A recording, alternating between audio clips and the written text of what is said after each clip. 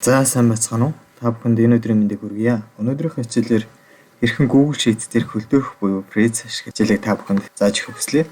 Өмнөх хичээлээр болохоор Google Sheet ашиглан судалгааг ингээ хялбар авах аргыг багахан хэмжээгээр заасан байгаа.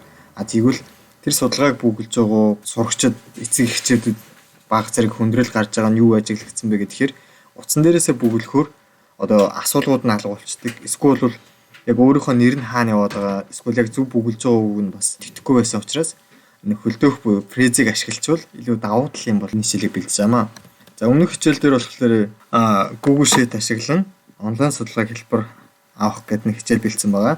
За хэрвээ та тэрийг үзэж амжиг бол тэрийг үзээрэй. За хэдүүлээ одоо хичээлдээ орцгоё. За хэдүүлээ эхлээд Google Drive руу орох та. За Google Drive руу орцгоё. Drive.google.com тий.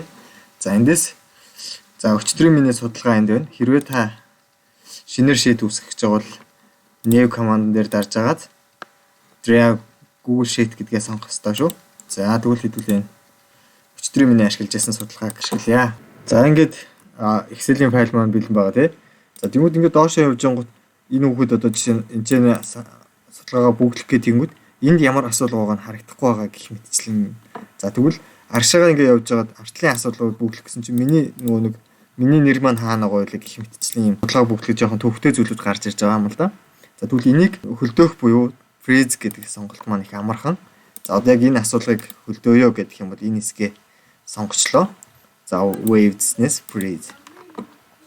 За autocorrect draw гэдэг ингээд дарчингууд. За одоо тиймүүд асуулгууд бүгд байж гин тий. За болж гин. За тэгвэл энэ дээр одоо хэдүүлээ босоогоор нь багнаар нь хөлдөөгөөд үзчихье. За ингэ болж гин тий. За тэгвэл одоо эргээд нэг та хэд нэг хэлэх зүйл нь одоо жишээ нь энэ хоёрыг ингээ merge хийсэн байл да би. Merge буюу нэгтгэсэн бай гэж бодъё. За тэгээ би энэ дээр Prezi command-ыг өгөх гээд үзье л да. Тэгмүүд ингээ алдаа гарч байгааз. Тийм учраас та хэд энд ямар нэгэн байдлаар merge хийгдсэн хүснэгт байх вэ гэдгээ маш сайн анхаараарай. Waves-ний Prezi гэж энэ command байгаа шүү. За анхаарал тавьсан хэвээр баярлалаа. Хэрвээ миний бичлэг танд таалагдсан бол илүү олон багш нарт түгээж шеэрлэж өгөөрэй. За баярлалаа.